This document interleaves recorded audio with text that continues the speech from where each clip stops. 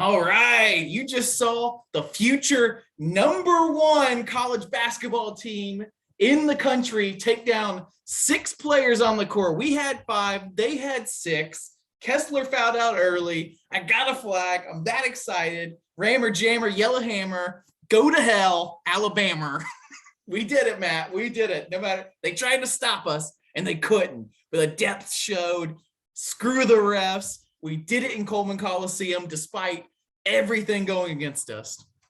Wow, what a game. We were hyped up about it, and man, did it live up to the hype.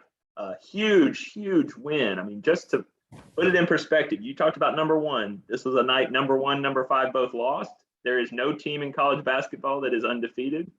Auburn is 15-1, 4-0 in the SEC, and bigger than that, I think, big picture, we still haven't done a lost podcast. That's the biggest point. Still haven't done a lost podcast, and you steal the Iron Bowl game on the road. Bruce was 2-5 in that building going into this game. Auburn was a 3-point underdog going into this game, despite being #4. We saw some of the reasons why that is. We'll get into that. Just a terrific win. Auburn did the things they need to do most of this game to put themselves in position to withstand a ton of adversity and come out on the other end with a victory. You knew coming in, no matter how many of the memes and how many things we say, it still sucks when you're in there during it. But we said it before the game. You knew we were going to be playing the refs and Alabama. You knew they were going to do something like they did in that comeback where they just start hitting every three. They hit 3 threes in a row on that one. They did 9 points on their big run at the end to make this game close.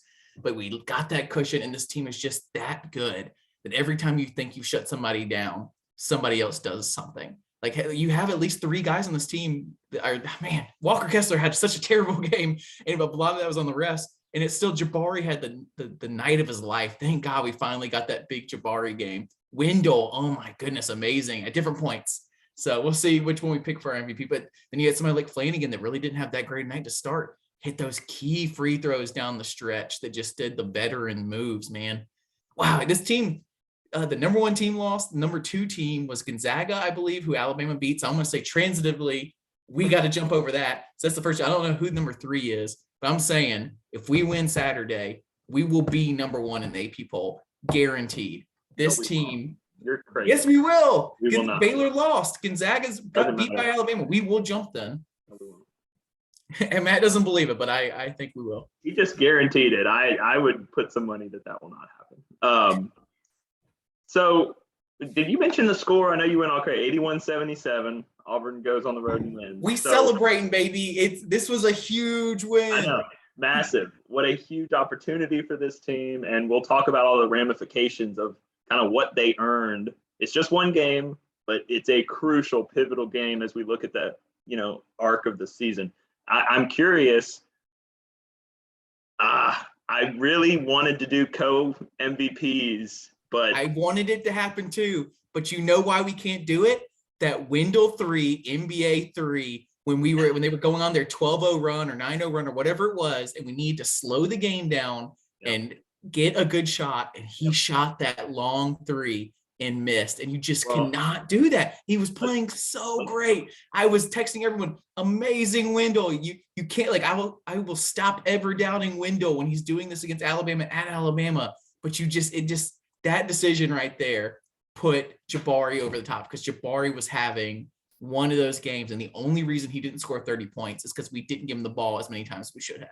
And he didn't make his free throws consistently. Yeah, true. But let's talk about the case for both, because this is a clear-cut, much quicker MVP than some of the last ones we've had. It's Wendell or Jabari. Jabari came out. I think he had 12 of our first 23 points. He kind of carried Auburn's offense early. He got 4 fouls by himself on one of their starters throughout the game. They were trying to kind of rough him up and play him physically. Jabari, I thought. Did he wave goodbye to his guy on the 4th one? I texted several people asking that, and no one replied to it. He had, somebody that was guarding him had 3 fouls on him already. Came back in. I think immediately Jabari got a 4th foul on him, and he was laying on the ground, and I'm pretty sure I saw him waving at him. That's how, he was unstoppable at times this game, and it really feels like, sure, he missed a 3 or 2. Sure, he missed a free throw or 2, but it really felt like another team would have worked the ball to him a couple more times and he would have scored 30 points because no one could stop him. Yeah, no, I thought you're right. We could have gotten the ball a little more, but honestly, it was the most I've ever seen Bruce just go to his guy, and that's really encouraging. We went to him a lot. To me, the biggest case for him being MVP, it's the scoring, it's everything. He added 7 rebounds, but to me, it was defensively and rebounding. He got some physical, tough man SEC rebounds as a young kid who's still growing and learning. I thought he had at least 3 blocks at one point. He may have ended up with more. He was terrific defensively, and that's been maybe just not the most consistent part of his game at times, but man, he was locked in. He looked every bit. This is the Jabari game, and ultimately that we've been waiting for, in my opinion. And I feel like he's the MVP. But let's lay out the case for Wendell Green, because Auburn doesn't even come close to winning this game without his efforts. What do you think about him? Man, Wendell's just such a baller. Yeah, he doesn't have the measurables that Jabari does, but he's such a baller. He had an amazing move at one point where he had a guy on each side of him. He dribbled underneath his legs through and then did like a Euro step type technique and put it in the goal. It was amazing to watch. He had some huge threes, played some good defense too. He just, I'm just got to harp on that 1 3 because that's his one part of the game he's going to have to correct. He had 2 or 3 of them actually this game. He loved the logo Wendell threes. But there's a moment in time for them. Like there was one where we were on a fast break where he pulled up and shot that 3 and he missed it, but I still said, great choice. That would have been like a dagger moment. It's okay to miss that one when he had kind of 2 guys on one. He stopped and just went to shoot that 3. When we're struggling, when they're having that comeback, you cannot shoot that. But man, other than that, he's still driving the ball on these much bigger guards. That was the whole thing, was can these guards drive on these guys? Yes, he can. He's just that crafty. He had a couple reverse layups in there. Man, he's just, I texted some people, he's so much fun to watch. People like Wendell, man. So much fun. And we've mentioned it, but he started the year as a starter. He got benched. It doesn't matter because he's playing. He's closing every game. He's coming off the bench in each half, giving us a spark. He's totally fine with that role. It's fitting him perfectly. It's showcasing all of his abilities. I love it. I love everything about it. The best thing about him tonight, he handled the ball all night. And that's one of my pregame thoughts is, can these guards kind of handle these 4 guards of Alabama? He had 0 turnovers as much as he handled the ball. I mean, that's massive. He did have 19 points. He had 3 big threes. He shot 20 times and Jabari shot 14. If you're going to nitpick, you might want Jabari to get the ball. You have to watch. You have to watch this game to see how on Jabari is. It's really like we have so many dudes on this team. It's hard to ask them to always put the ball in Jabari's hands. I was texting a couple people with this too. There shouldn't be a possession at this point after we've gotten this far into the season and kind of know, unless it's a fast break, if we're in a half-court offense, there should not be a possession if one of these players is in, they don't at least touch it once. Jabari, Flanagan, Kessler. One of them has to touch it at least once. We can't have these possessions where KD dribbles for 6 seconds on the 3-point line just to shoot a contested 3. Wendell had his moments where he didn't quite get it there. If one of those 3 players is in the game, which I guarantee 95% of the time, one of Kessler, Jabari, or Flanagan will be in the game, they have to at least touch it one time. So that's an issue when he shoots it 20 times. And part of that was some fast breaks and different things, but you can't in a rough moment pull up for an NBA 3 when one of those guys in the game. And on top of that, when Jabari is having an NBA Jam level on fire game, he could not be stopped. They could not guard him, and he just needed the ball in his hands. Yeah, but you can in this offense, and we've seen it over and over again. You have to deal with it. You have to live with it. Wendell is 2 things about him, and then let's close the MVP and we'll move on. He led the team in assists. He's had some beautiful setups for other people. He did share the ball well. I thought he was a great leader on the floor. He did so many good things. And ultimately, I love Coach. You were listening to the radio broadcast. I love Jimmy Dykes. I listen to the TV broadcast. And he said that swagger is hard to guard. And this team, led by Wendell Green, is just the epitome of that. He's not the biggest. He's not the best athlete. He's not the most efficient shooter. But if you watch the game and you know the game, Wendell Green is a spark plug that does so many things well. Having said that, this was the Jabari game in the moment. He's my MVP. Same. Got to be Jabari. He was just too on to not be Jabari. Like, we've been waiting for this game the entire time to have that game where he just looks unstoppable. In the first half, and the second half, he looked great also. But the first half was really, if you're going to rewatch the game or tell somebody one day, so far, this is the Jabari game. You tell them to watch that first half of that Bama game where he could not miss. They couldn't do anything about him. He showed every single part of the game. He backed people down. He drove the ball and got, like, how many times we said it several times in the podcast, we want him to drive the ball and get into contact and finish. And he did that in the first half, and it was amazing to watch. And you're like, you could do that every play, it feels like, and it will always be there for you. And he shoots these contested threes and jump shots, and they go in every time. What are you going to do? How are you going to guard this guy? Guess what? You can't, because you're going to get 4 fouls on you like the guy from Bama did. Maybe 5 even. I don't know if that guy fouled out or not. Just terrific, man. Jabari carried us when we needed to be carried. And so that he's the MVP. This is the Jabari game. I'm sure we'll have some social media content about that coming soon. So what overall, I mean, let's talk about the officiating. Let's talk about the refs, because I think that's kind of the story arc of the game. You said pregame, we knew it's coming. Everybody jokes about SEC refs. Going on the road to any of these good teams, it's going to be a challenge. But I have to say, the softness of Walker's first 3 fouls were just terrible. He got 2 in the first 3 minutes, and it was just really bad. And that it seems to always be that way with Kessler, right? It's not the final fouls that get it. The referees seem to, like, if they know you have 4 or 5 on you, when the 4th and 5th one come, they do give you pretty legit. His charge was pretty bad. He kind of like really just went at it. His other one against JD was tough, man. What a great dunk by the other guy. He did not have that great of a game. He's not that great of a player. Like, we want him on the team. What was his name? JD Davison. Mm-hmm. He's got all the measurables, but maybe under Bruce, he could be a great player. He's just not right now. But he did have an amazing dunk on Kessler, and Kessler fouled him on that one too. But you're right. It's always those early tic-tac nonsense fouls that really get you in foul trouble the entire game. And he made some mistakes. The 3rd foul, he jumped in the air on a pump fake, and the guy went into him early in the second half. And I texted you at halftime that that's what he needed to avoid. Just get through those first 3 minutes. And he almost did. He gets the 3rd. The 4th was the dunk.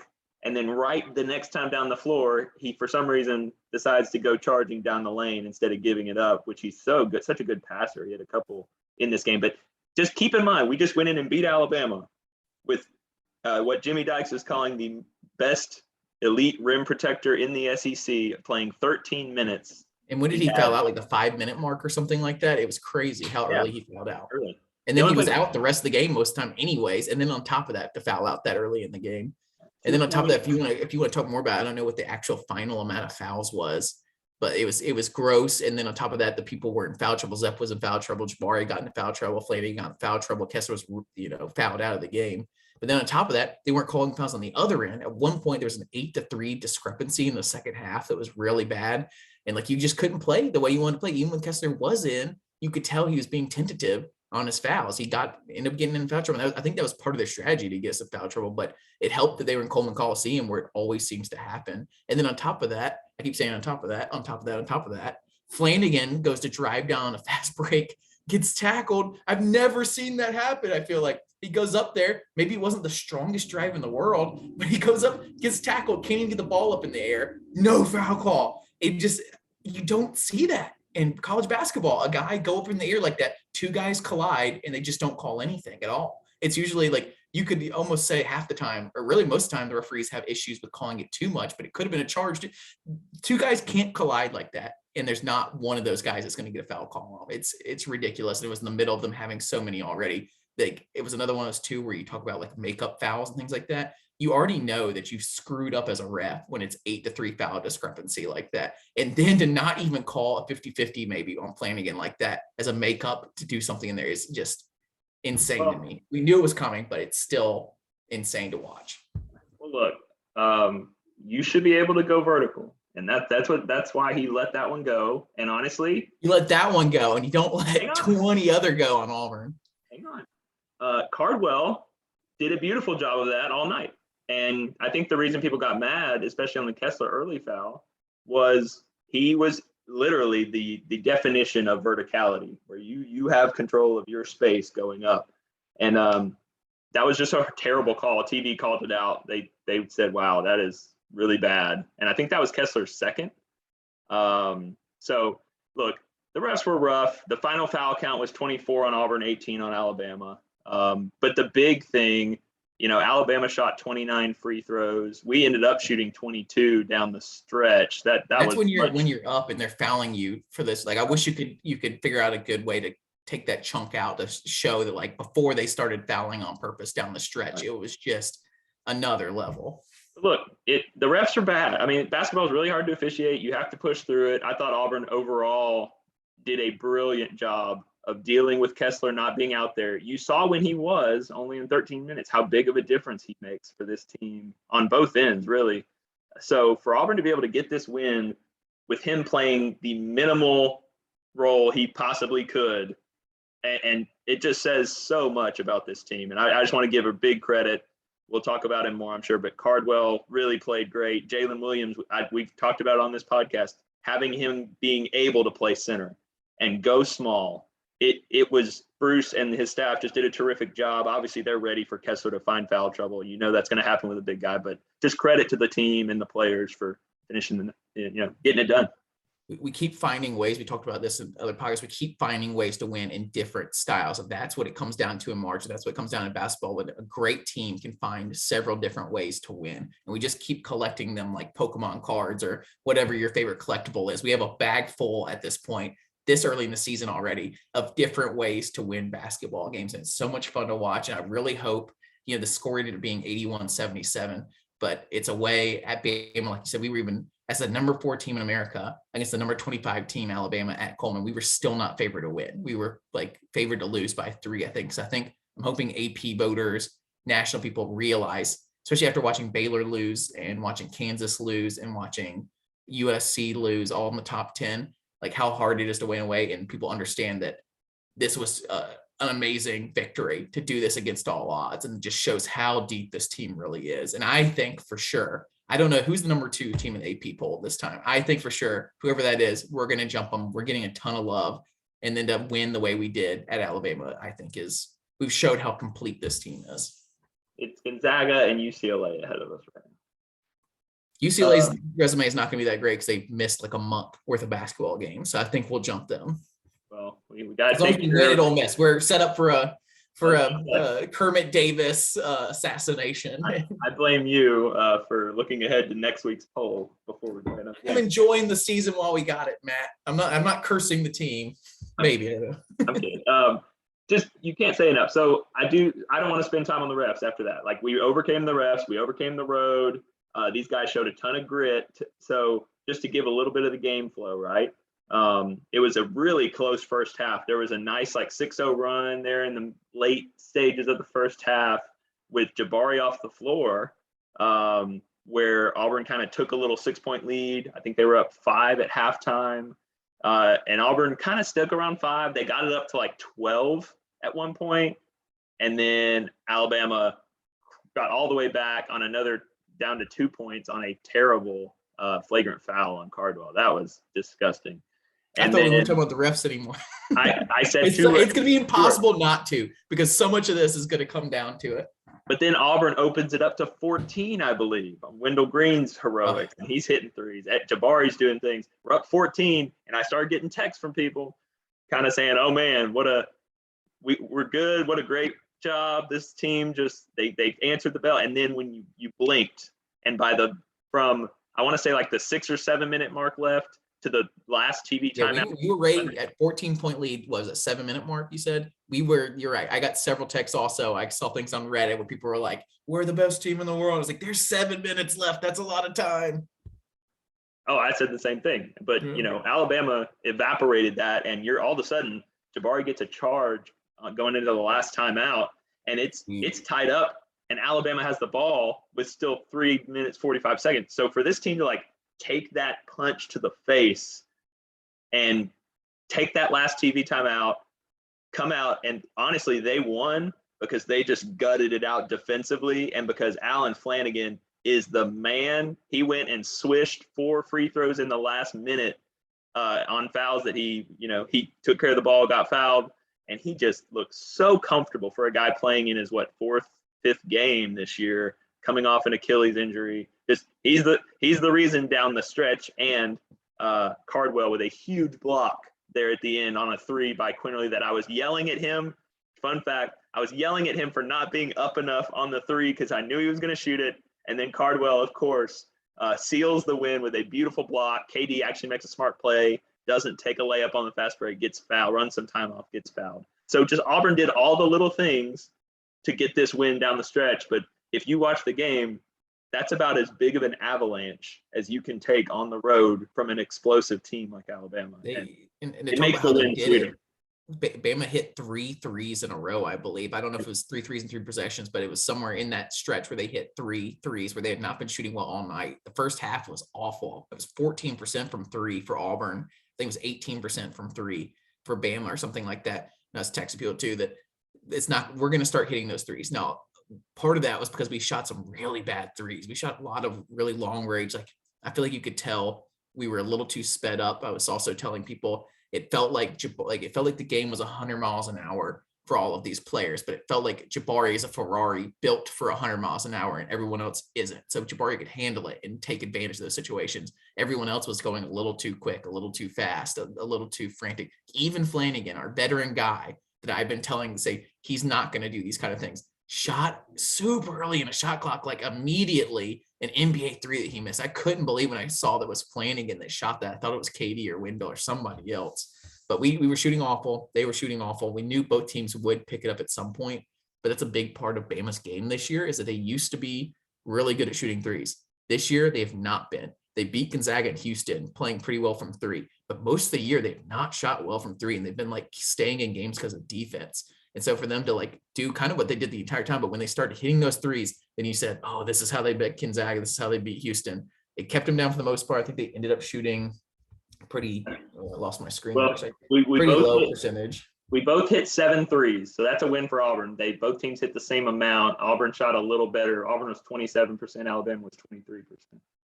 And yeah. So they ended up not, that's part of the pregame notes was to keep them from hitting threes because they're not that great of a team if they can the threes and they're pretty streaky. I really think overall they're not that great of a team. Like a lot of teams are like that. If you can hit a bunch of threes, you could win, and they're not that great, but they shoot a ton of them because that's Nate Oates' personality, just like it's Bruce Pearl's personality. And they're just not that great of it this year. And we beat them in Coleman. Well, big thing. I was just going to say, pull up pregame thoughts. Maybe that's a good thing to kind of get our next piece of the conversation. I do want to give Flanagan a shout out again because he didn't really have that great of a game most of the time. And I'm a big Flanagan guy. I think we've talked about Flanagan so much on this podcast and how he's that missing like piece when times get tough that you can work the ball to him and he will go get tough points. He really hadn't played that great this game. He ended up with 10 points, but part of that was 4 points right at the end. But I texted friends and I said, Flanagan really has to step up here. He's not been doing what he needs to do. And then immediately he goes and hits those free throws and gets those fouls. And like the last minute or two where you felt good working the ball to him because he was going to do something smart with it. I thought he was terrific. Maybe I just have I know it wasn't an explode, but he was 3 for 6. He was efficient. He hit shots going to the basket. He hit those tough twos, which was great driving against their defense. The free throws were tremendous. He's not a terrific free throw shooter, his averages in his career, but the way he's gotten a lot better at every. That's the amazing thing to watch, and what you love about college basketball, and you hope you can continue to see this with all the modern new rules, all the things going on. To see a guy develop the way he has from his freshman year to his sophomore year to now his junior year, you hope that he can take that next step again. And now he's making free throws. You say he didn't play that badly. I don't think he played badly. At one point you texted me, is there something wrong with Flanagan? Because he hadn't played in a while. Yeah. He had 3 fouls, which was part of the reason, but also he just was kind of quiet this game. And part of that's because Jabari was shooting so well too. And Wendell was playing so well. But like I said, I want to see on half court possessions, one of the 3 of Kessler, Flanagan, or Jabari touch the ball. And he didn't always get the ball the way I think he should. Pregame notes, if you want to get into that. I know we're a little frantic. I'm just so excited about this team and this win that I'm just, it's a lot of fun. We still have plenty to get to, but I think our notes will lead us to some places. We'll start with yours. Can our 3 main guards, Zep, Wendell, and KD, distribute the ball and run our offense efficiently against the length of Alabama? I thought this was the key. Zep really struggled. I'm president of the Zep Jasper fan club. Not a great night. He really got his minutes limited because he looked uncomfortable. KD ended up making a ton of contributions. We'll talk about him later. He was uncomfortable at times. Wendell Green was never uncomfortable. And as long as you have, and if Flanagan helped too, I think, having him at the 2/3. So overall, I thought they were good. The turnovers were better. We lost 13. We had 13. Alabama had 12. So we're still 21, 17, 16, 13. Our turnovers are going down in these SEC games. But it was okay. It was above average, I thought, the Guards. I thought they did okay. Sign up for our VIP Patreon subscription to hear an hour worth of rants about KD Johnson, because we have an hour worth of rants and we're not going to, I guarantee, let's not get to it this podcast. We'll talk about him some, but I don't want to, you can talk all day about KD. So we're going to move on to the next one. Good. Will Auburn shoot more 3-pointers in this game than the last couple? If so, will they make enough on the road? We know Alabama will shoot a bunch of them. Yeah, so Auburn had shot less than 23s in back-to-back games for the first time in like 5 years, the last 2 games. So that was noteworthy, significant. They did get above. And we could have shot less in this game, honestly. 2 games in a row, 2 or 3 games in a row, really, where it feels like shot selection, we could have shot less, or at the very least, work the ball around a little more to get an open shot. So, no, good luck. We're never going to be that team. But I thought the threes being even is a win when you're playing at Alabama. So I thought we were not good from 3. You're right. Shot selection was a big problem. We hit enough. And then I just wanted to point out defensively, and they harped on this on the TV broadcast, but Auburn just did a great job. They refused to double off of shooters unless KD Johnson forgot what his man. That's really the only time guys got wide open from 3. So it was a great game plan by whoever drew that up on the coaching staff, and we stuck to it. We let them take tough 2s, which they don't want to do, and we kind of trusted our interior defense. They missed open shots that could have swung the game for sure. I feel like I saw a bunch of open 3s, but maybe I'm wrong. Several of them were from KD himself getting like sucked into the paint for some reason and then not sprinting out the very least to those guys. And luckily they missed a ton of them. And I feel like we shot really well from 3 when we actually got an open shot or like worked the ball around. We just shot so many bad long 3s and half of those went in, or not half, but some of those went in and had big moments in the game. But if we cut those out, I mean, I guess I don't even know what our offense at that point looks like, and it keeps the game moving fast, but cut the long, crazy 3s out, and this percentage goes way up, you know? You're gonna have to the last one is for that to happen. Can Jabari and Walker avoid foul trouble while being effective defensively? Alabama wants to attack the rim and usually doesn't settle for mid-range shots. One guy did. Jabari played brilliantly, probably his best defensive game as a Tiger so far, and then Walker was the victim of the wrath of the refs, which we've already discussed. So that was a big part of the game. We might be seeing, we saw that triple-double against LSU and said, wow, he can do that even in the SEC with these SEC refs they're foul happy and doing it against better athletes. But now we've seen it 2 games in a row where Walker's in trouble. So we'll see what evens out in the next game or 2. Ole Miss will be a big one to see. I think we can start, it's law of averages. I'm not going to count him out because he did this 2 games in a row, especially when he's already earned a bunch of whatever from the LSU game. So, well, and he's not doing stupid things for the most part. He's going over the back on offense a little more than I would like. He's getting away with it some. He needs to be careful on that. But overall, the last 2 games, he's just gotten some really terrible calls. And sometimes that happens. And that's going to happen in the SEC. You just hope that starts evening out a little bit. We thought maybe after that triple-double and some of the way he played before, he would get more benefit of the doubt on that kind of stuff, and he is not. We'll see if maybe it's a home versus away thing. I mean, he got in trouble in Florida, but I wonder if we look at the end of the season that his away fouls are way worse than his home fouls. The last one is that's all for you. What's yours? Mine is, can we stay out of foul trouble in T-Town? No. We all knew it. It's just insane. And anytime you bring it up in the national perspective on Reddit or anywhere else, people just judge you as like, oh, of course you think the fouls are bad against you. Against Alabama in Coleman Coliseum and against Kentucky, both at home and away. It's ridiculous. I don't want to hear anybody in the world tell us that there's not something weird going on because it's messed up. If you're looking for a bright spot, no one else was in foul trouble. Maybe Flanagan with 3 in the second half, but no one else was in severe foul trouble all game. It was all on Kessler, which obviously really impacts the way we play, but at least he was the only one. And good on Cardwell for staying out of foul trouble. We can talk Cardwell a bit. He played such great defense and brought so much energy, had some really great putback dunks. I love that he stays within himself.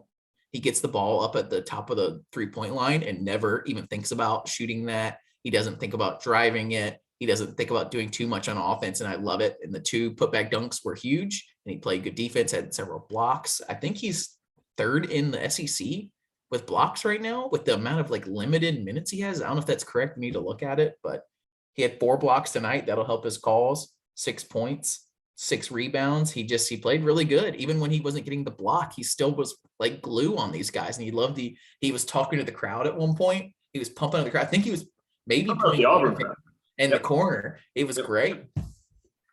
He was awesome. And again, you have to appreciate having a guy like that who can come in, play his role. I thought you're under control. Like you said, he did his thing. He knows his role. The rebounding energy defense, man, he had some amazing steals. He did pretty good in his ball screen defense. The blocks, the dunks, the energy, like he really, I mean, he's probably never going to be an MVP on this team with how many great players we have. But that block at the end, that is his signature moment to me in his career so far. He sealed the deal, and he basically won him and Flanagan free throws, won us a game in Tuscaloosa. That's awesome for him. I'm really excited. Yeah, Zep got in foul trouble also with 3, maybe. I think, yeah, he ended up with. I think he had 2 in the first half. Huh. It says 2 on here, but I could have sworn he had 3. Anyways, that's something to watch just to see if he's had 2 games in the SEC, I think, so far where he's had to sit for time for foul trouble. So it's just something to watch because he plays aggressive defense, and you just wonder if it's not going to work in the SEC quite the way we want. He's got to watch his offensive fouls pushing off with his. That too, yeah. He's had to push off, but it was so annoying to watch because he got some push offs. They were pushing off some, and the guy on their team was really flopping super hard every time they did that. There was one really bad one. I don't know if it was Zep or Wendell, that he just flew backwards. And luckily that's the one the ref didn't call, but you got to call flop at that point. Like that was so egregious when the guy barely put his arm out there. And the one on Wendell, I believe it was also a flop. They just didn't call it that way. He barely moved his arm. The guy went flying down the court. My next one is, can we work the ball to good shots with Flanagan, Jabari, or Kessler during their runs? Not really, in my opinion. We work the ball to Jabari more than we have any time I've ever seen, but wasn't that the whole concept on this team I've seen on comment section, different places, that we work the hot hand. We don't work the ball to Jabari necessarily. We don't work the ball at Flanagan. So guess what? Jabari was the super hot hand today. He couldn't miss. They couldn't stop him. And so we did work it to him at times. I just felt like we didn't necessarily get it to him. It was very 50-50 down in the hard stretches where we really needed to get a score to stop their runs. We still did some dumb shots. We can't, I know we can't get it to him 100% of the time, every time, because he's going to be guarded sometimes, but it just felt like when he's that hot and they're going on a run, you got to work something to him. And 50% of the time we did, 50% of the time we didn't. Yeah, I mean, I've given up. This is as much as you're going to see. Bruce hates to over call plays. He doesn't want to take the game from his kids on offense. So honestly, I think he's doing more of that this year than he ever has since I've been watching. And I think ultimately he wants to leave the ball in Wendell's hands. And that is great a lot of the time. And then sometimes you're going to wish there's possessions where he would force it a little more. And I think if you've ever played basketball, you can't just give it to Jabari every time. He'll die, he'll pass out. You can't, especially as hard as they were guarding him. So we have to be realistic about it.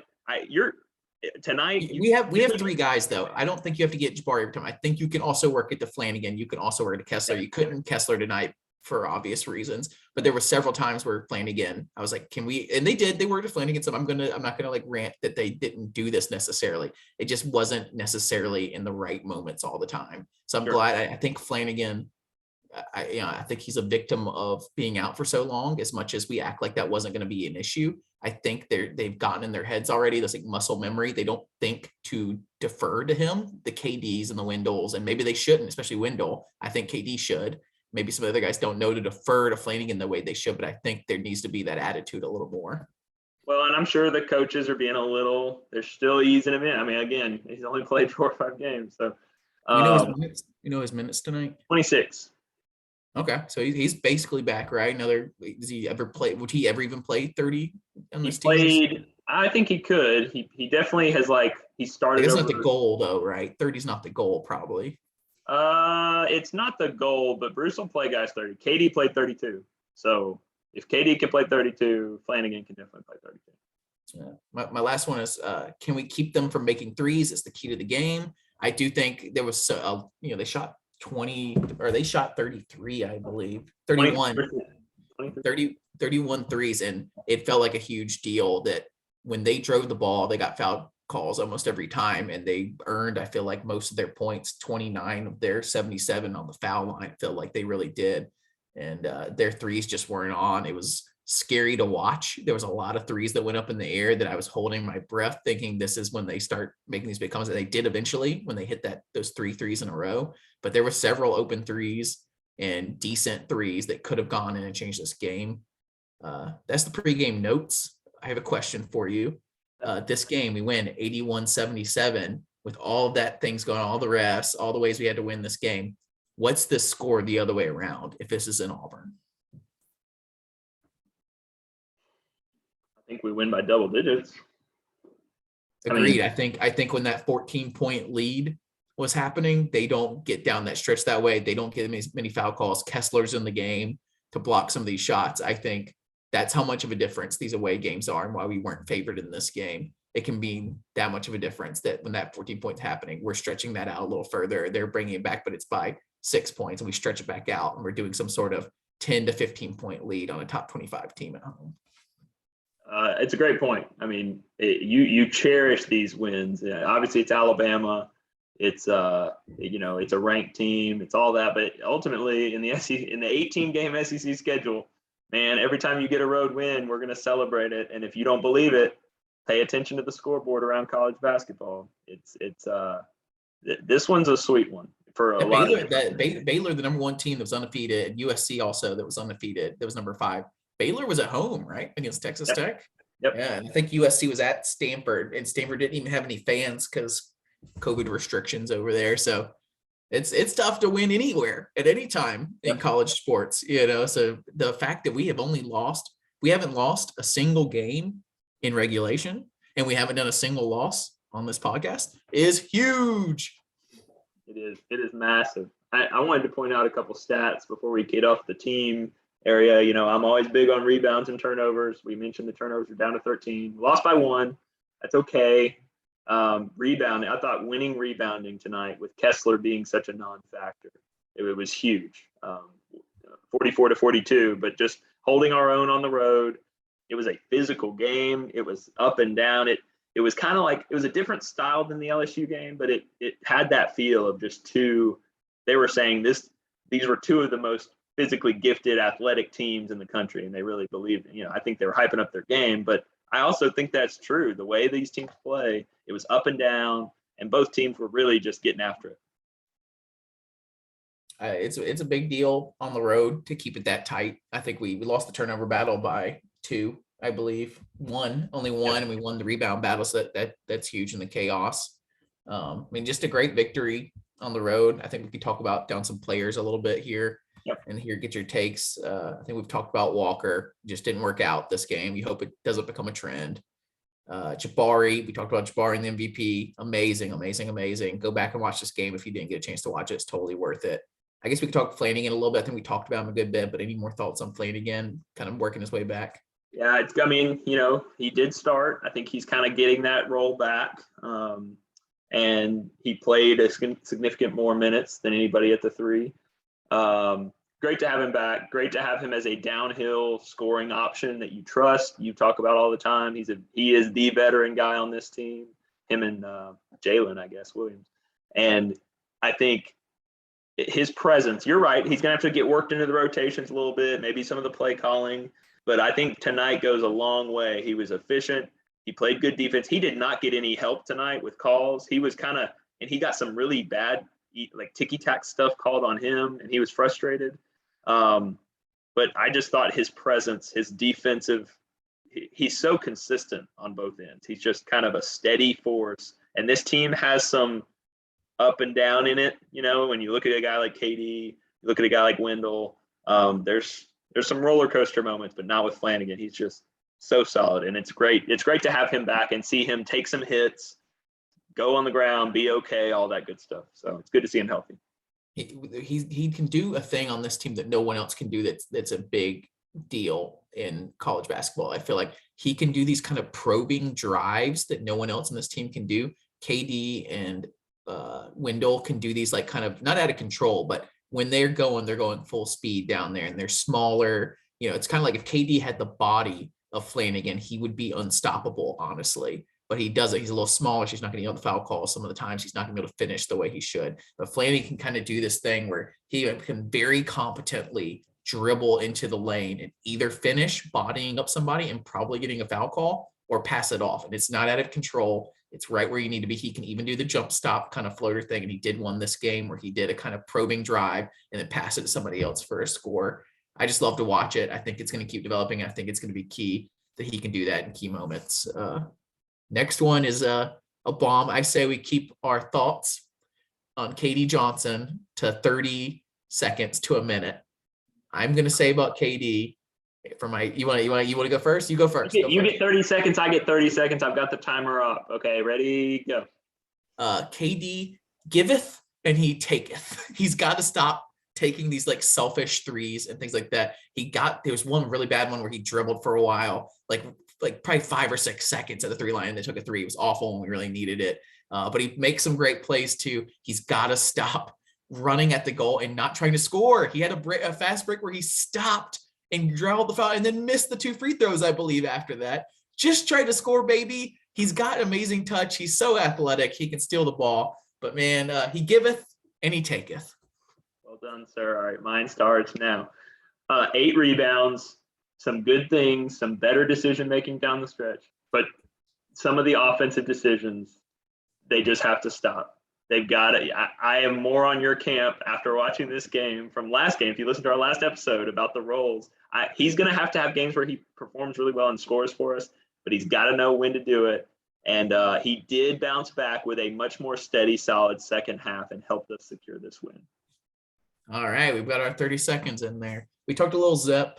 He got in a little early foul trouble, quieter game from him. I think we saw in that South Carolina game, he can pop up at times and do some things for us. We didn't need him to do it a lot. Wendell steals a bunch of his minutes because he's playing so well. So I don't know what to say about Zep. I know you're the Zep guy. I'm a little worried after seeing he struggled.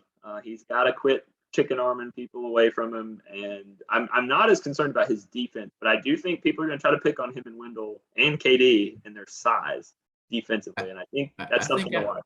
I think after this game, I think people, the book might start being out on Zep to pressure him the way I think that's 2 games in a row, or at least 2 out of like the last 3 or 4. He's gotten called on pushing off the other guy. So I think that will be something to watch. People start doing that. It doesn't happen to Wendell as much. Wendell, you see him speed past guys. A lot of times if they come up on him a little before the half court line, a lot of times Wendell can hit that next gear and go right past him.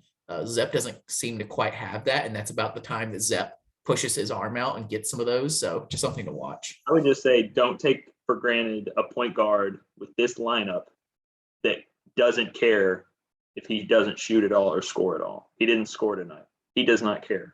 That's not his game. So when you have KD, Flanagan, Jabari, and Walker on your starting lineup, he is the perfect fit to start with that group. And then how he's playing and how Wendell's playing determines kind of how the rotation goes from there. Next up's Jalen. I know you're a big fan of Jalen. He had some solid minutes this game. He just every game I feel like I'm the negative Nancy of the 2 right now, but every game he has a possession where I think maybe because he does have limited minutes. Sonny thought this on the radio broadcast that he maybe pushes a little too hard because he has those limited minutes and thinks he needs to make a play. He doesn't need to make a play. He's going to have his year next year. He's going to be a big deal. He'll dribble into something where I think he just threw it away this time, maybe, or got his pocket picked. But every game can point that out. But he played good defense. He was a solid. It's very interesting to see the lineups when Jalen and Cardwell are in. It's always kind of fun to watch that, or not even just that one, but the Jalen Jabari lineups are interesting to watch. We played that a decent amount tonight, and I'd love to see more of that on some of these fast-paced runs. I'm glad you mentioned that. I mean, to me, Jalen's versatility is it's huge. I mean, last game he kind of bailed us out off the bench when Jabari was in trouble, scored 14. He showed a lot of what he could do. This game, his real value was being able to play small ball 5 center for us. And what was interesting is Alabama did not put their freshman big guy out there. They kind of countered with the same kind of thing. And I think that was a sign of respect. They didn't want a big guy having to chase Jalen Williams around the perimeter. So I've always been curious. The basketball nerd in me has been curious what would happen in a big game. And I didn't know if it would be foul trouble or just choosing to not play Kessler at the beginning of the season. I wasn't sure Kessler was going to be in every possession center. He obviously is, but a guy that big usually isn't, Yeah, and Kessler's really, even with a game like this and a game like Florida, it's much respect on Kessler. I think Jalen's like our third center. We always want 3 centers. He's our third center. Yep. Sorry, Stretch. Sorry, Stretch. We talked about Cardwell a decent amount already. I just say love Cardwell. That other podcast that was saying they were disappointed him, I can't believe that. I think he's really showing them up right now. So I love Cardwell. I love the hype. So the next one's Cambridge. Pretty quiet. Yeah. Had his alley-oop, had a great tip in before half to get a couple key points on an offensive rebound. He nearly killed someone on an offensive rebound attempt to put back. He got a foul. Second time in a row, right? That he's jumped over somebody like that and landed on him. Yeah. So you got to cut those out a little bit. I guess, we didn't talk about Cardwell there for a second to go back is that stupid, what was that? What they call flagrant foul. I can't believe they called that a flagrant.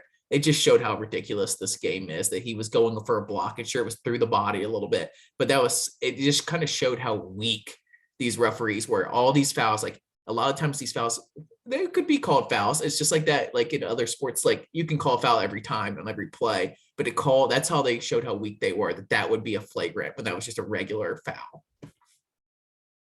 Yeah, I don't want to get too caught up on that, but it was bad. To me, refs have gotten way too involved. Like no one on the court, either team, thought that was a flagrant foul. Everybody was going to the free throw line to get set up. And then people were confused what they were reviewing. They thought they might be reviewing a goaltending. They didn't know what was going on, why they were even going to the video call. Yeah, ESPN was on top of that one. And I knew right when they started reviewing it that they're going to – I don't even know if he hit him in the face. He hit him in the shoulder, and it got really close to us, but I'm still not convinced that he actually hit him. So ridiculous. Just another example of how weak these referees were this game. Next one's up is Lior. He didn't do anything at all. 2 minutes. We pretty much, Bruce, this is the shortest he'll play. He played 9 guys. Lior was the 10th. He played 2. Chris Moore did not play. Stretch did not play. And I think that's a function of Flanagan. Flanagan's back in the mix. They want to get him minutes. We've talked about how his return kind of limits Chris Moore and Lior the most. But we've seen this year, COVID year, fouls, injuries, that he and Chris need to be ready. We talked about Wendell already. He's the last one on the stat sheet. We're officially on Chris Moore watch. There's nothing necessarily that's an issue or anything, but I think after 2 Instagram posts, I know this is crazy, but it's a fan podcast. We can talk about nonsense. He's made 2 Instagram posts now. Like one's like unleash me or something, like I could be a beast or whatever. And what was the other one you sent me? Oh, I don't remember. He said something else about wanting to play. And it's just like you wonder what he's saying in the locker room and what he's saying on the bench if he's posting on Instagram about kind of wanting to play more. And he didn't play at all this game. And I think that was really huge, especially when there was foul trouble. It was a fast game. There's a lot going on. It was interesting to see the lineup shrink, but Lior still get 2 minutes and Chris Moore not get anything at all. And I don't know how many minutes Cambridge played on here, but it didn't feel like 14. It felt like even less than that. He really didn't play a ton, but you're right. He did get that alley-oop that was, you gotta love him. Chris Moore said, "Unleash that man." There was another one too. He had 2. The other one. But you sent me another one. So he just watch out for Chris Moore. I think he's all set and going to be developed to play next year. But with kids these days, you never know what they're thinking and what they're ready for. Yeah, you just hope he sticks it out through the end of the year. And if he doesn't think he's going to get to play that much even next year, then sure, go do what you want to do. Anybody else? It's everybody in the game. We can talk about the opposing team. I feel like we neglect the opposing team to somewhat. I don't know if there was anybody on the opposing team that really like wrecked us. It was interesting that Jabari really abused this Gary guy and waved him off and got 4 fouls on him really early in the game. And I think they just didn't even, I don't know even if they put him back in because he was abusing him so badly. I mean, to me, the key with Bama, Quinterly is just a terrific player. He had 14 points. He led them in scoring, but he was 4 of 19. He took a ton of shots. I thought we did a great job defending him. 2 of 10 from 3. Shackelford hit a couple late on their run, but he was 4 for 14. We just did a really good job on their guards, and I was just really impressed that Quinterly can go, man. He is a terrific player, and I thought we did a great job on him. No, they keep bringing up Chris Moore necessarily. The first time he said, "I'm being humble. I could really be a beast." After Okay. Why are we talking about Chris Moore again? Before the South Carolina game, and then today or the day before, 2 days ago, he said, "Unleash that man" about himself. I'm just saying, I think that's an interesting thing to watch. So, save it for the offseason. Another guy to talk about is JD Davidson, because he almost, for people that don't know, I think most people that listen would know this. He was not necessarily heavy lane, but a lot of people are projecting him to come to Auburn to play point guard and be Bruce Pearl's next guy. There was another guy named Scoot Henderson that we really thought we might get that was better than him, even that we really were going hard after. We got screwed by the G League again, a reclassification and a G League. These guys are really leaving early. I feel there's a couple guys I was ranting to Matt about that could really use some more years. We really got to you want to give these guys freedom, but you also got to think these kids are 16, 17, and they're doing this stuff too early. I don't know what Scoot Henderson's up to right now, if he's playing well or what. But JD Davidson ended up going to Bama. He was one of those guys that you just kind of knew from the message board chatter and everything. He wasn't ever not going to Bama eventually. He just had connections to Bama, if you know what I mean. It just felt like that kind of guy, He's got insane hair. He's been coming off the bench for them. He's been fine. He's kind of like Justin Powell over at Tennessee that you thought was going to be a big deal. And everybody's very angry that he ended up going to Alabama over Auburn and Justin went to Tennessee instead. And they've both been all right. JD clearly showed he's very athletic, and he's just not. He's going to take a year to develop. It feels like he might leave early just based off of measurables because he's a tall point guard. But you feel bad, man, how can you doubt Bruce? How can you not come play for Bruce when he's doing what he's doing with the McCormicks and the Harpers and now with the Windells? How do you not want to play for him as a point guard? Would have been real bad if Alabama had won that game. And that dunk really was kind of the turning point of the last momentum swing that they had. So really good to kind of get that behind you. He's a good player. I saw he may be a mid-first round pick. So this may be the only year Alabama gets him just on his potential. He's a very he replaced John Petty's ridiculous haircut. I know it's two guys talking about black dudes' hairs, but they're ridiculous. Not anybody's hair. I just want to. I do. I'm going to mention it. JD Davis said he hasn't cut his hair since second grade, and it's ridiculous and huge. It looks like a Super Saiyan style, and he dyes it blonde, I believe, which I can't imagine that's natural blonde, ridiculous hair. So you'll have to see it to believe it. It's ridiculous. If he cut it, maybe he would get an extra inch off his jumps because it probably weighs so much. Roasted. Boom. Ultimately, we really did a good job on that team offensively. Alabama's clearly explosive. They've shown the high end, being able to beat the teams they've beaten. But I think we were able to use some things from the other teams that have beaten them. Missouri beat them last weekend, so I think we were able to kind of catch them at a good time. And it's just awesome. And now such a great opportunity when in a couple of weeks when Auburn hosts Alabama, a season sweep of them. They swept us last year. We were down. Would be huge for Bruce, and as he continues to build this program, and it's a real competition, in the state. So I wanted to talk a little bit about the SEC. To me, that's the most exciting part of this win. 4-0. Getting a 2-game lead over Bama is huge. We have a 2-game lead over Tennessee. We have a 1-game lead in the tiebreaker on LSU. Kentucky's coming up in a couple weeks. We get them at home. A&M won again tonight. Texas A&M beat Ole Miss by 16. Does it feel like the new tiers, like Texas A&M has taken Arkansas's place kind of as that team to watch out for, and now you got Auburn sitting squarely on the top, and then you have a Kentucky team that's talented, but they lost at LSU, a team we beat, but you still feel like Kentucky's got the talent to be scary, and we're lucky that we only played them at home, which could be huge, and then we already got LSU at home, which I think we only played them at home also, and it feels like it's Auburn, then Kentucky, LSU, then maybe like Texas A&M could be a surprise. Alabama. We need to see more from A&M. Yeah. Texas A&M it kind of joined that conversation with Alabama and Tennessee being a surprise team. But Tennessee's been down. Alabama's been down. They both had bad losses, but also really good wins. Tennessee beat a number 6 ranked Arizona. So those two teams can jump up. So I'm not happy that Texas A&M is looking good. We play them. I think we might only play them at home too, right? Or maybe they're just away. I don't think we play them twice. I think we only play them once, and I think it's away. Makes sense. They've had our number at home. We were debating on, we've only lost like 4 games at home when fans are in the stands in the last like 5 years, and 2 of those is Texas A&M. A&M's beaten Georgia, Arkansas, and Ole Miss. So it's not, and 2 of those were at their only road game in that was at Georgia. So I mean, they've still got a lot out there.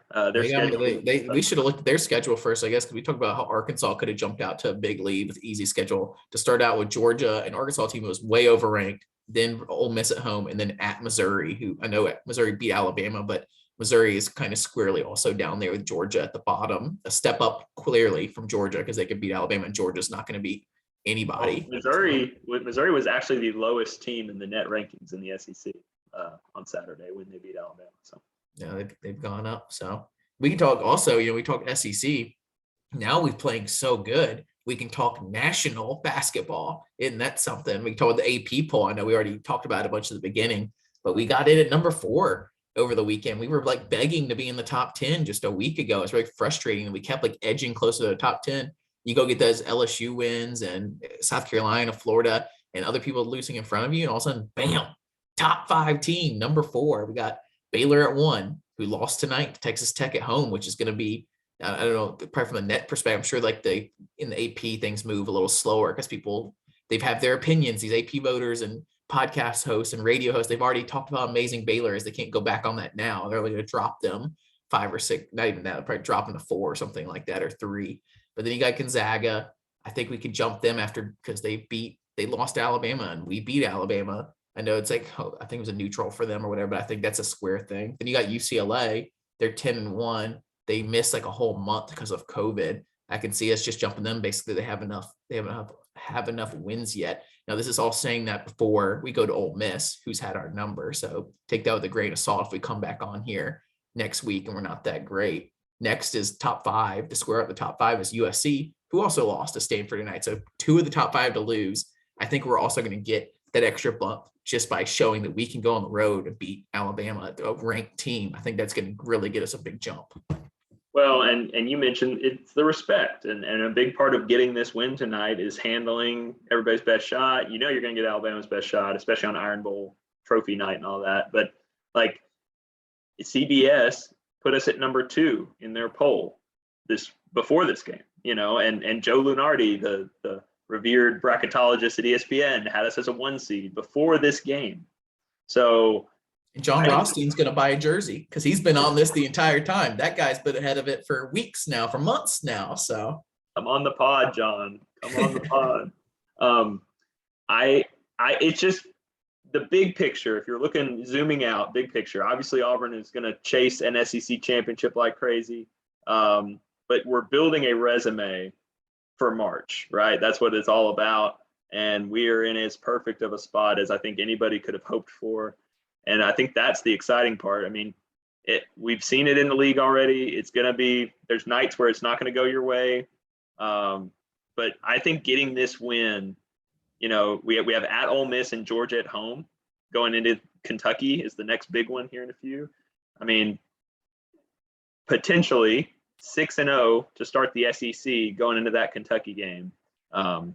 That's where you want to be. That's a good spot. We talked about the hardest games on our schedule. Well, we just checked off one of them, and Kentucky can be the next hardest game probably on the rest of the schedule. If we look all the way down, even it's at home. The jungle is going to be going nuts. This Kentucky team, we might look up in March still and find out this Kentucky team was amazing and they just were killing everybody because they finally got their talent kind of in a row. But right now, especially with the way we have talent, we have the number 1 pick on this team. So it's not like it used to be where it feels like we have to have a better team and they have better talent that could turn into a team. We have a lot of talent that's already a team. They have a lot of talent that's trying to turn into a team. So I say right now, we got the edge. I mean, they're ranked number 18 right now. and they're coming to our house. So they could definitely beat us. But then going down the rest of the schedule, I mean, there's some away games. We'll drop a game or two. Like, don't expect that. And it'll be frustrating because we'll be the better team and we're going to still drop it because these are college kids. And you saw how hard it is tonight on the road at Alabama. So we will drop something. Maybe I'll ask, you got take out Kentucky at home. Where do you see our most likely losses going down the stretch now? Name one that you feel the most scared of other than Kentucky. Alabama terrifies me. I know you were kind of down on them, even at home. I think they are a dangerous team. They are not fun to play. I hate that they have a good coach. I miss Avery Johnson. I wish he was back. They're scary. At Tennessee, it'll be scary. Tennessee is what? The Texas A&M game's at home, by the way, now that we're looking at the schedule. So they've had our number at home. That might be the one we drop. That's kind of scary to me after the history of it. I mean, you would have to say Alabama, Kentucky, at Tennessee, A&M maybe. We'll see. At Arkansas is a brutal place to play. And then we've talked about our struggles with Ole Miss. We played them twice. So, but like we talked about in the SEC preview, it sets up really nicely for us. Like sometimes we get screwed over by the schedules and the SEC and stuff, but like this is a very nice schedule if you're trying to win a championship. And obviously starting 4-0 helps a lot. I'm more concerned about the night-to-night battles. There may not be a ton of ranked teams on this list, but if you don't think it's a deep league in terms of like teams 4 through 12, you're missing it. I mean, that anybody can beat you, and I really do believe that. I think it's going to be an all-out war in the middle of the conference because they're going to see Auburn as a resume builder to get them in the tournament. I mean, all these teams that are going to be battling on the bubble, I think that's why you saw Florida give such great effort the other night. And I think you're just going to see that over and over and over again this year. It's not going to be easy, like you said. Taking out like any thoughts of injuries or anything like that, there's probably another injury left in this team that you hope is just like a nagging kind of thing or something. But what should we expect now? What should, as a fan, and we look up at the end of the year, how many losses should we be happy with after seeing how well we're playing? Well, I sent you, I mean, at this point, we're not going to be not favored in any of the rest of these games, probably, right? Should be favored. I mean, I know we had that 3-point. We were not favoring this Alabama game, but no one else away down the schedule other than maybe Tennessee, if they start getting it together, will probably be favored. You're right, but it's going to be a lot of small favorites. That's just how it is. It's going to be. That's why you got to set an expectation of how many losses should we expect in here, and like look up at the end and be like, that's all right. We expected to lose. What? 2, 3, 4? We won the league at 13-5 a few years ago. That was a little low. Most of the time, it's going to take 14-4, 15-3, something like that to win. Yeah, that's our goal. It always has been our goal. But when you're sitting at 4-0 ahead of everybody, except A&M, they're 3-0 with 2 big wins. The at home against which is the other best ranked SEC team against LSU, and away at Alabama. So we've already struck off 2 of the biggest ones on there. If we it's tough, right? Because you don't want to be ridiculous and say, oh, maybe 1, maybe 2, because it didn't sound right, but that might be right to expect maybe 2 losses. I'm not going to get into that. If you're a math nerd, though, I texted you this. I think we put it out on the Instagram maybe. If you run all the numbers on the projections of these teams and, what is the most likely outcome of this schedule before the Alabama game, the most likely number of regular season wins was 27. We're playing 31 games. So that would be 27-4, which would have been 15-3 in the SEC. That's the most likely scenario. Is there that same thing you looked at? Can you refresh it after this Alabama game? Because I bet you that was what they had on there as a loss. So the guy Josh Dubb, shout out Josh Dubb on Auburn Twitter, puts that out after. I don't know how he does it, but somebody crunches those numbers. And again, just to be clear, there's like a 30% chance of going 27-4, but that's the highest one of all the regular season number of wins. So that may give you a barometer. Ultimately, for me, it's just about winning the league. And, winning the SEC championship is so hard. I think it's the hardest thing in college basketball to get is the regular season conference title when you're in a league like this. And we're in a really good spot to compete for that. It's getting late over here on the East Coast time, but I do want to do 2 more things. We play at Ole Miss next game. super tough after playing at Alabama to get back up and go at Ole Miss. Super big trap game. Kermit Davis has Bruce Pearl's number, the way they play their zones. We've had so many issues over there. You hope that with this talent, this team, we can break through, but it's already bad enough that we have to play Kermit Davis with our number in Oxford. It's even worse that we're going to have to come off of this humongous win and get back up for that again. I don't know how Bruce is going to do it, how he's going to get that motivation going with them to take them as seriously as they did Alabama. But if any coach can do it, it'll be Bruce Pearl. Well, and he knows that we're only a game ahead of Kentucky in the loss column. I think that'll be one of the big things. He may not talk about that with them, but he'll get their attention. And Ole Miss, you may think we're crazy. We've seen it a lot. Ole Miss went to Knoxville, lost by 6. They beat Mississippi State by 10, and then they lost by a good bit to A&M tonight on the road. So they're coming back home. I don't even know much about their roster, but I can tell you Kermit Davis was at Middle Tennessee. He did a terrific job with that program. He is a really good coach, and Bruce will tell you him and maybe Frank Martin are two of the guys who have just given him fits in this league over the years. We called our shot on Coleman Coliseum that we'd have to play 6 people. We're going to call our shot. We're going to struggle with that zone over there with Kermit Davis and Ole Miss, and it's going to be a really tough, hard-fought game, and it'll be a big deal if we can pull that one out too. It won't be as big as a deal as beating Alabama and Tuscaloosa, but it'll still be another like Pokemon card, whatever collection of wins you want in our bag. And the last thing I want to do is I want you to pull up the Auburn Twitter reactions. I want to see where like an hour post game. I want to see how many comments have been left on the Alabama Twitter. Well, there were 800 in the first minute after the game went final. We all bow down to the Auburn Twitter fan base. Hang on. What was my other thought? About Ole Miss? No, I'm done with Ole Miss.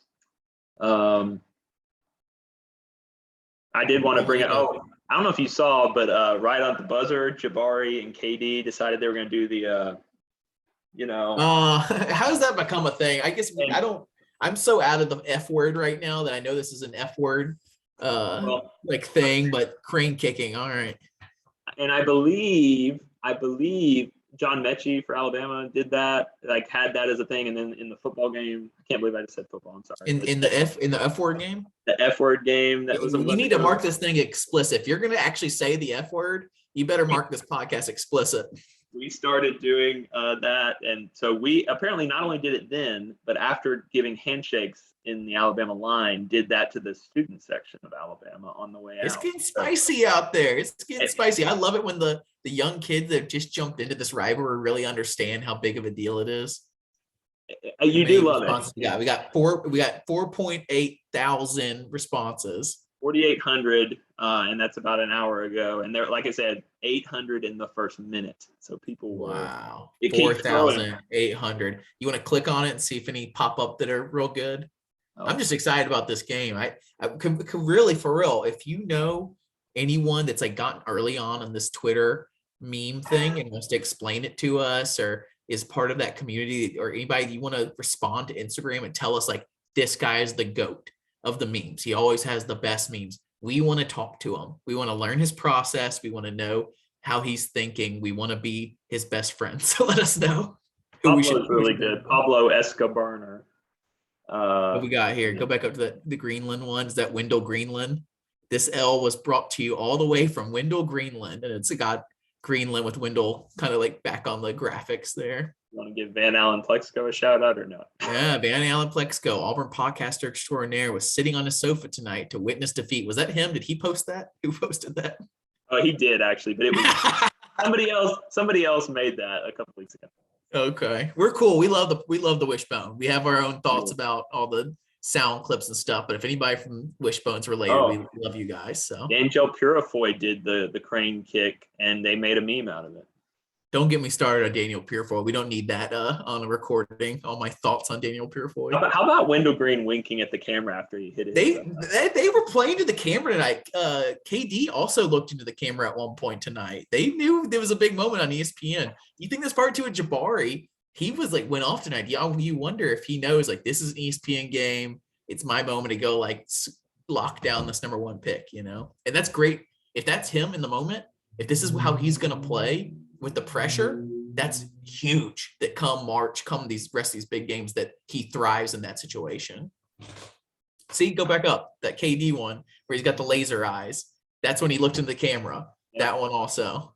So tune into YouTube if you want to see these memes. Get on the Twitter. You can see them then also. Charles Barkley eating pizza.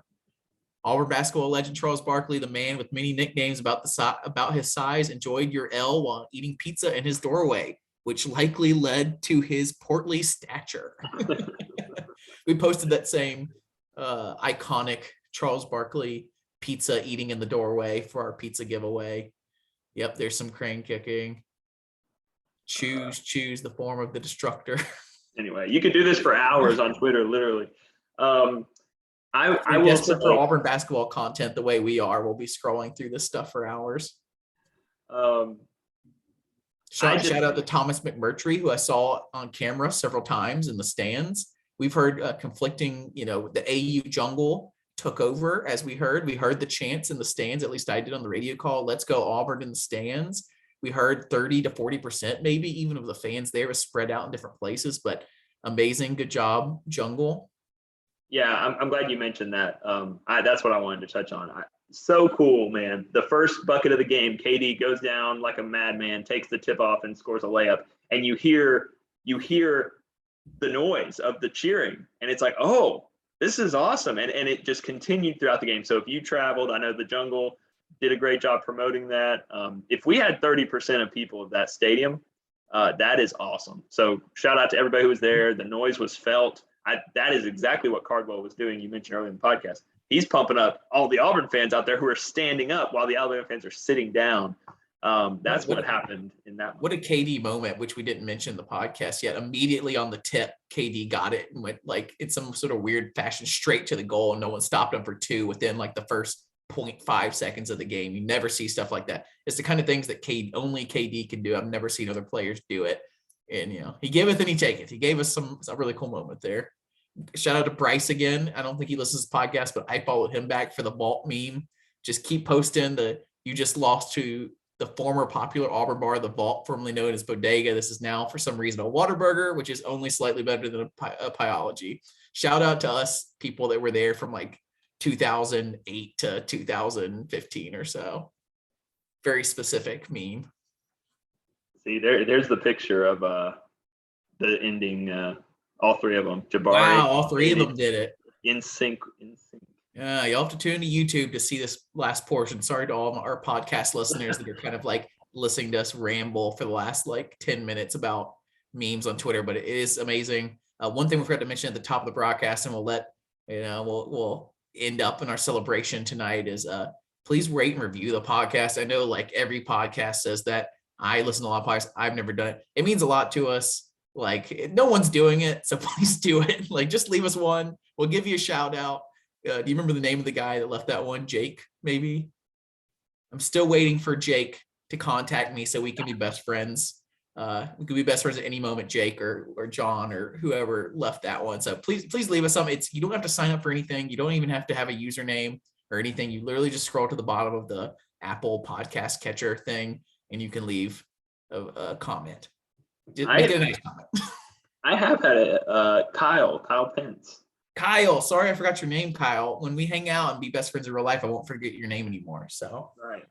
I've had a couple people follow me on Twitter and Instagram, I think from this. So just appreciate that. I'm not the best Auburn follow, honestly, but the Instagram is, on the other hand. The Instagram it's great. It's gaining every day. We're gonna have a respectable follower count soon enough. And we're just really excited. Obviously this has been like such a great season so far. It's been fun to talk about. We haven't had to talk about a loss yet, but we appreciate everybody listening, and it's cool to see. I had a buddy who didn't know we were doing this, who just found it, and thought we were doing a good job, at least decently. So it's been fun, but ratings and reviews help. Thanks for everybody for listening. And I just we've said it, enjoy every game, even when the losses come. This is such a fun team. Like, I am having so much fun watching them. I know everybody else is. The personalities, I love the swagger, the way they went into that arena tonight. They were confident. I thought their body language was terrific. Everybody was together the whole game, working towards one goal. And man, when it got dicey, they really they had the cojones to finish it off. The cojones. He's dropped the F word and he said cojones. We're making the podcast explicit this time. Must be time to close it down. It's late night over here. It is 12:44 at night. So, all right, guys, thanks for listening. War Eagle, Matt. War Eagle.